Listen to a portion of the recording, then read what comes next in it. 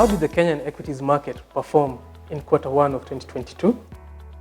Join me, Caleb Mugendi, as I take you through this performance and highlight what to look out for in the Kenyan equity markets. So 2022 has been characterized by a lot of geopolitical tensions in the global markets. A lot has been happening in equities markets around the globe.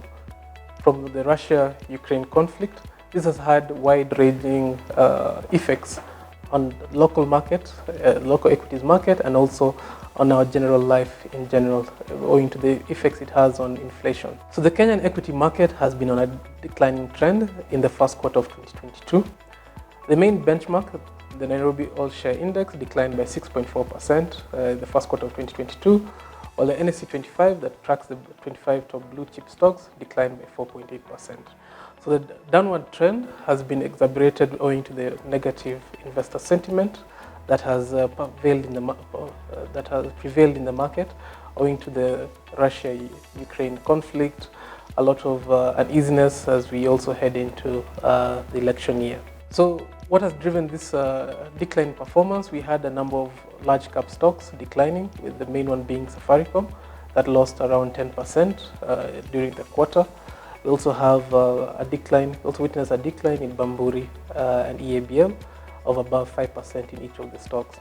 Turnover also declined, being the amount of the total value of shares traded in the exchange declined by around 24% from the previous quarter, having the turnover around $244 million, with foreigners being net sellers throughout the quarter, with a net outflow of close to $14.8 million. So we've had foreigners exit their positions. This has also led to the decline and the depressed trading environment in the first quarter of the year, as a lot of foreigners were exiting, and locals also were, yes, they were participating, but not as aggressively taking positions. So the market is currently trading at a price to earnings multiple of 8.6 times. This is below its historical average of around 12.5.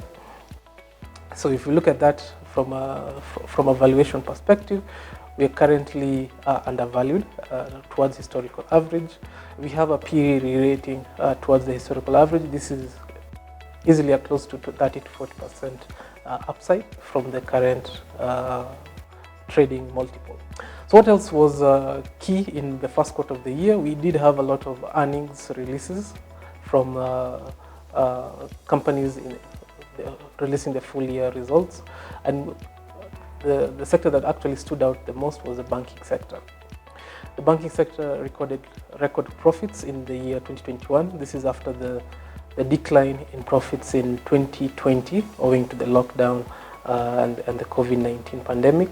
So 2021 was more of a rebound year, and banks really did deliver on that performance-wise, with the core earnings per share rising, of the listed banks at least, rising an average of 80%, being driven higher by some of the big names. We had KCB that recorded a earnings growth of around 70%, equity also above 80%.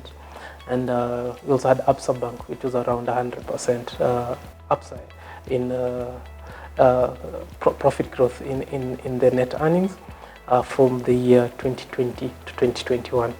This was driven by a number of factors. We did have revenue income growth. However, the bigger driving factor was the decline in provisioning levels. This is as a lot of loans that were non-performing started to be serviced, and banks opted to provision a bit less from the year 2020. Looking again at the main thing that stood out, the non-performing loans ratio declined for most of the banks, though we did have an uptick in KCB that with their non-performing loans ratio rose to around 16%, 16.6 from around 14. But look at the entire sector, the non-performing loans ratio did come down, with a number of banks now reporting single-digit non-performing loans, with the likes of Equity Bank showing that decline in the full year 2020. Looking again at net interest income, we had a number of banks report an increase in this revenue stream. Equity again was a standout performer there with more than a 20% increase in the net interest income. This again followed the acquisition of BCDC in DRC that also added to their balance sheet growth and also to their income growth during the year. A number of banks also increased their non-funded income more than 10%. Again, Equity Bank and being some of the standout performers there. So we do have a number of banks that are quite diversified, with NCBA being the most diversified in terms of its non-funded income to its net interest income revenue mix. That's about 45% non-funded to 55% funded. Stanbic also has more than 40% in non-funded income to total income, while we do have Equity and Standard Chartered at around 35 to 40%. So banks have also diversified their earnings, their revenue streams from only funded income, that is your interest income that you get from loans and government securities, to also a lot of non-funded income, which is transactional fees, FX income, and the like. Looking again at the balance sheet growth, we did experience a lot of balance sheet growth in the banking sector, with the main standouts again being Equity Bank, KCB, following their acquisitions during the year. Equity now has a balance sheet of around 1.3 trillion, being the first Kenyan bank to surpass the 1 trillion shilling mark, while KCB has also surpassed the 1 trillion shilling mark at around 1.1, following its acquisition of a bank in Rwanda. So deposits remained on upward trajectory, growing above 10%. Again, we have the Equity Bank and KCB. Also, loan growth also registered positive performance as more banks started to lend, despite the private sector credit growth remaining sub 10% during the year. So with the record profits experienced in the banking sector during full year 2021, and also coupled with the balance sheet growth, we did have a number of banks registering return on average equity of above 20%, with the standout leader being Equity Bank that had an ROE of around 26% for the full year. We did also have Absa Bank and KCB above 20%. So this brought the weighted average ROE to around 20% for the entire sector, which is quite good, and back to pre-pandemic levels. Looking again at the good performance also spanned a lot of dividend payments. Dividend payments for the top lenders rose during full year 21 to above 50 billion shillings. This was from around 18.8 billion that was paid out in 2020. So a number of the banks did increase the dividend payouts, where we had Equity Bank paying 3 shillings per share as compared to 2020, where they didn't pay out a dividend. KCB maintained their dividends. We also had Absa Bank, NCBA, Cooperative also giving out good dividend payments. So looking again at the dividend yield, we expect this to rise for most of the counters, with a lot of the counters having above 4%, 4.5% in the case of KCB, 5.5% in the case of Equity, Absa Bank, NCB around more than 8%, and Stanbic as well.